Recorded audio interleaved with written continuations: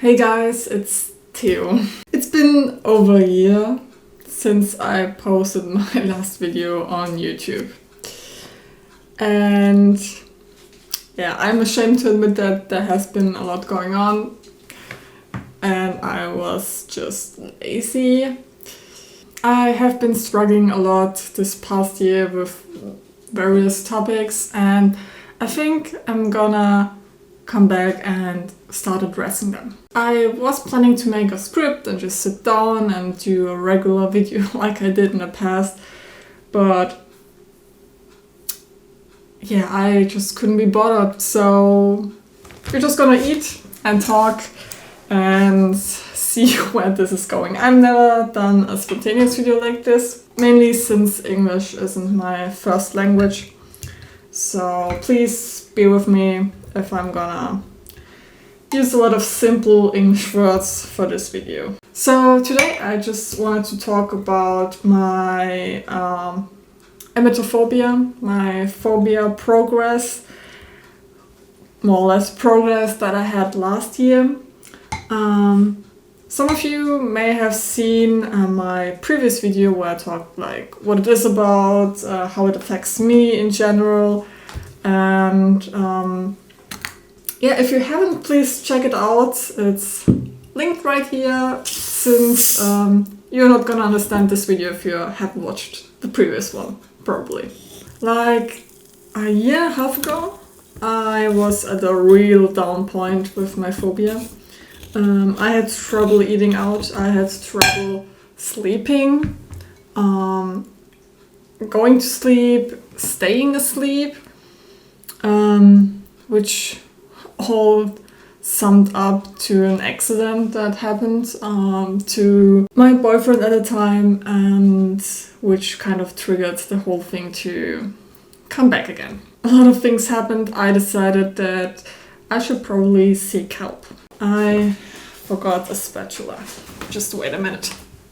Okay, so after my last video, someone reached out to me on Instagram saying that they have suffered the same phobia as me and got over it, and are now coaching other people struggling with it to learn from his experience and just help them get over it as well. So I booked a session with him. He's called Joe. He's from England, I think.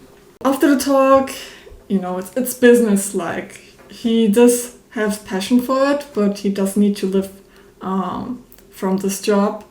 So he is eventually selling a product.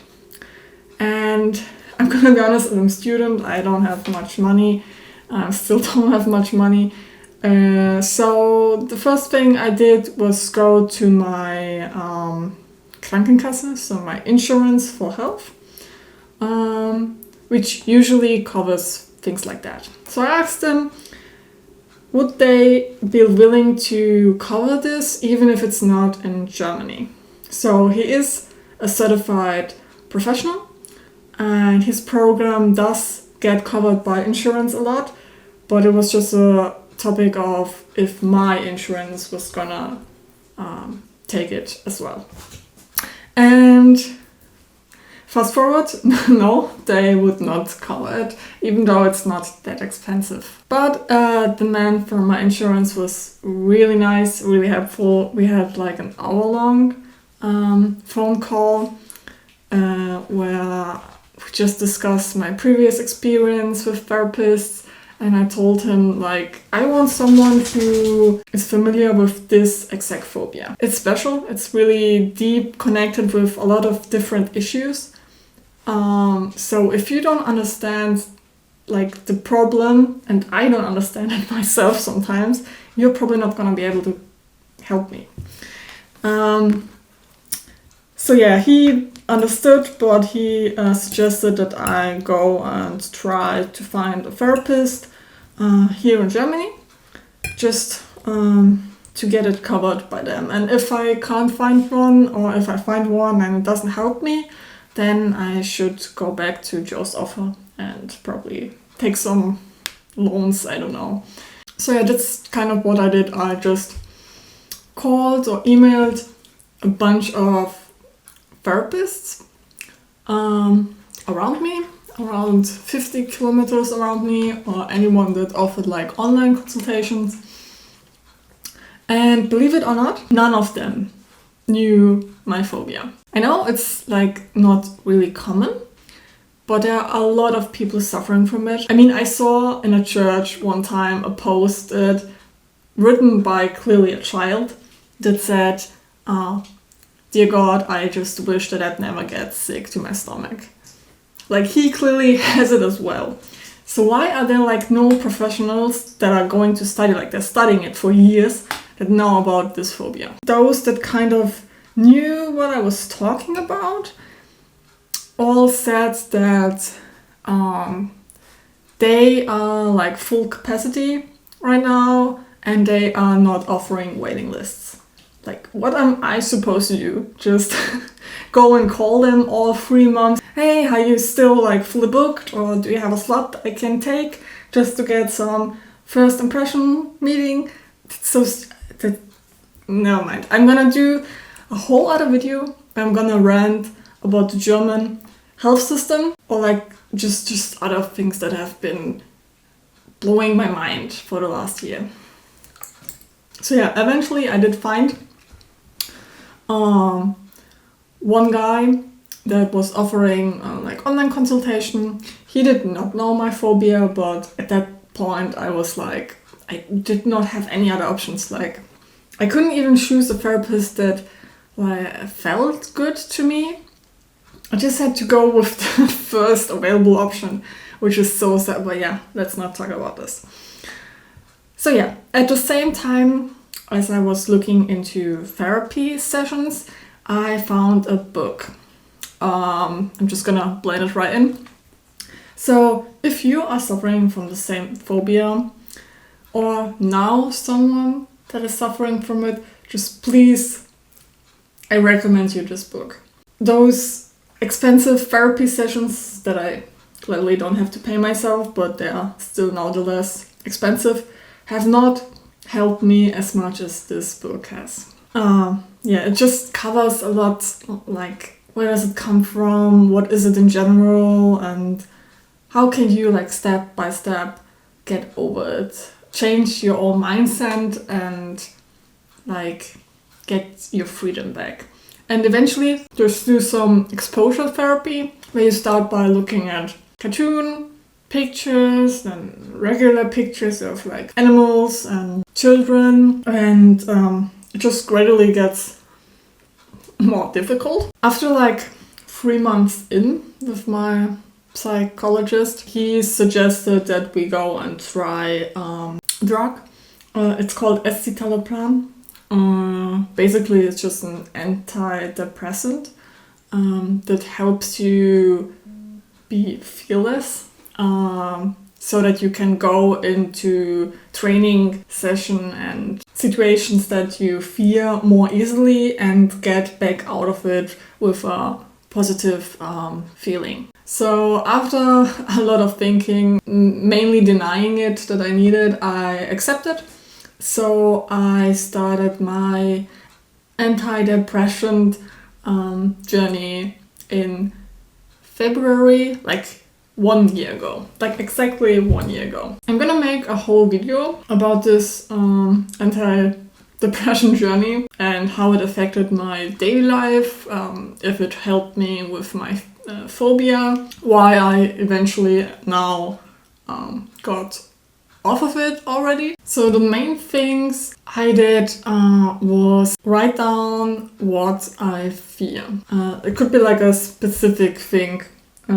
For example, I had trouble going to, in the public, I mean any restroom besides from the one at my home. Going to a restaurant, for example, I mean that's a whole different story. Eating outwards and then thinking, oh, I'm gonna be sick because the food is not well cooked or some ingredients were spoiled or something. But going to a restaurant, to the toilet, or like any restroom where the cabinets were not separate, separated by a wall that was the whole length. So if you can hear what the other person in the store is doing, I had problems. So that was mainly the first thing we started training. So I just went to all different kinds of restrooms and just stay there. I did some amazing quality me time in public restrooms. Did it stink? It totally did. But I, for the most part, am mainly anxiety-free when having to take a leak. And like, this was a gradient. So we started with restroom at work, restroom in a pretty good restaurant, restroom in a like not so good restaurant, fast food, like mall, toilets, what else? Toilets in at highways, so at those gas stations. I think those were like the max that I did. I think festivals like Oktoberfest or something. I think those will be another level for me. But for now, those mentioned are safe. So the next thing was going to places that I have associated myself with fear. So places where I've already seen someone vomit or have seen vomit already on the floor. Those were kind of places I would avoid. For example, if there was a street where now something happened before, I would cross the street and walk on the other side way. Just to not get a risk that there has been something happening again. There's a famous pub right around the corner from me where stuff usually happens. So I have been avoiding that street for a long time. So yeah, that was kind of level 2, I guess. Now, after the restroom training, I got used to a lot of outwards food. And I can proudly say that I have been to new restaurants that I have not tried in my whole life. I'm 28 years old now, and for the first time I went to an Indian restaurant. So yeah, that was a huge step forward. Germany is famous for its kebab, döner, yufka and stuff. And I do love eating them. I'm just kind of always scared. Because if you take a kebab and just throw it on the ground, it looks exactly like vomit. Like, if you have eaten it and thrown it all out, it's the same. That's so stupid to say, but it's the same kind of picture. I can see it. So any food that gives off the same expression to me was my fear food. So it doesn't matter if it tastes good, or if it's good for me. Kebab maybe isn't, but never mind. It was just something I wouldn't eat.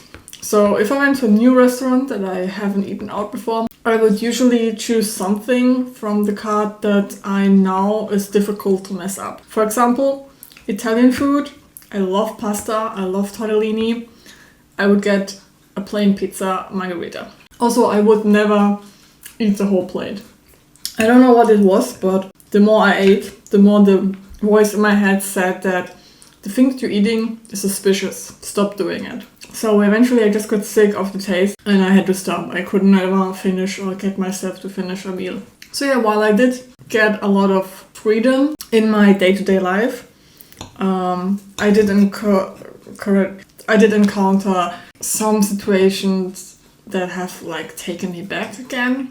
For example, there was a Christmas party just last month. I know it's pretty late for Christmas, but it was at a restaurant that I had been working, so they couldn't find another date. And usually I don't go to those kind of events, but I decided it would be good for me to attend and I would be having fun because I liked people there and I want to spend more time outside of work with them. So I went and the table was kind of split into one side. It was older people working in the kitchen and then younger people that have been like working the service with me.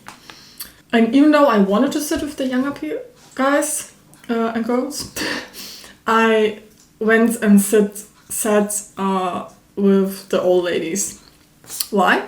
Because I thought that they would be like a safer option. They would not drink that much alcohol if they even drank, and I wouldn't get asked, I'm not drinking, like why am I so stiff and stuff like that. Well, I mistook. The party began at like 5, I think, 5 p.m. And those 3 ladies, mind you, they were all over 60, like 62, 63, I think, were so drunk at 8 p.m. that they kept on falling off the stool.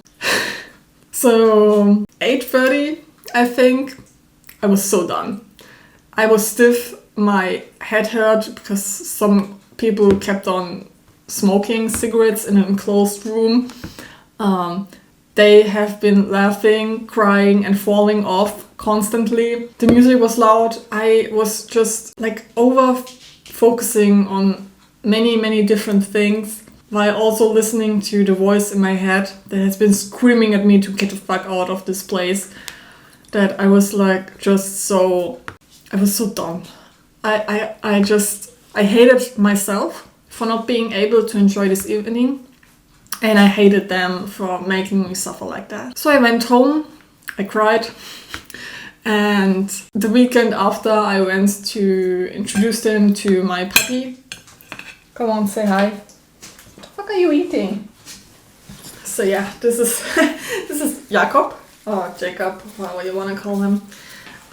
So I went to introduce him and found out that one of the 60 plus lady that has been keeping on falling off the stool actually threw up all over the place. And as I heard that, I was relieved at one time because I managed to get out of the situation before it escalated for me, since I don't know how I would have dealt with it. On the other hand, I was really sad that I couldn't just keep on sitting and enduring, because that's kind of basically what that evening was for me. I was just enduring the whole night. Because if I had just stayed a little bit longer, maybe I could have just gotten over my phobia. Like seeing it once up close from someone I hold dear to me, kind of, maybe it would have cured me. We will never find out. Another thing I did was finally talk to my mom about it. I have been talking to a lot of people about my phobia in the past year. I did talk with friends, and I never talked about it before. I talked with strangers. I talked with you guys. I even talked about it with my boss from work. So a lot of people knew about my issue and the way how it affected my life. But the one person that I'm living with, like my mom, she did not know. And after realizing that, I had to ask myself, why am I not telling her? And there are various reasons. Reason one, probably her being the person that she is and me not expecting her to understand. But one night I sat her down and I told her, and as expected, she didn't have a clue. She was kind of like struggling with the information that I gave her, and she didn't say much. She just like went up, got and found me a book about anxieties and depression, and that's it. We haven't talked about it since then. But just the more I talk with other people, the more I move towards finally getting over it. At least that's how it feels to me. That's probably why I'm doing this video as well. Oh, and by the way, I found out that my grandma has it as well. So I was suspecting it for a really long time, because as a child I overheard my grandpa say something like, oh, she's having problems with it, or I can't remember what he said. Never mind. In my head I was like, she probably has it as well. So I went, and now that my mom knows, I asked her, could you please ask my grandma if she has it as well? And behold, by surprise, yes, she has. I asked my therapist, apparently phobias and like things that have like a huge anxiety impact on us can be passed down to other generations. I think that's really amazing. But at the other end, I mean, she has completely different symptoms than me. She made it through 2 marriages, 3 kids. I like right now, that's impossible for me. I could not handle child, like being pregnant. I could not I could not be able to care for another person that is sick. Maybe I will in the future, but right now, and she had my mom when she was 20. So yeah, that's kind of the things that happened considering my phobia those past year. I'm in a way better spot than I was the year before. And I'm really proud of myself for everything that I have reached. And I can see, like, I'm in group therapy as well. And I can just, I know you shouldn't compare yourself with others, but I just can see every time we have a session how much I have improved myself. And I mean, just sitting here eating and talking about this stuff is a huge accomplishment. You wouldn't believe it. Even more so if you knew that this is cold, and cold food, especially noodles, gave me the ick. I couldn't handle it. But now I'm just fine. I don't know how this works. So yeah, the things I'm gonna keep on working to regain my freedom. No, I never had real freedom with this phobia, but like to get a hold of a free life as much as possible. I'm just gonna keep this journey going, and yeah, we will see what happens. I'm sorry that this video got so long, so messy, and I thank you all for watching it so far. I promise you the next one is gonna be a lot more structured, and I hope you're gonna just join me. So just like in the past, I wish you all the best, and ciao.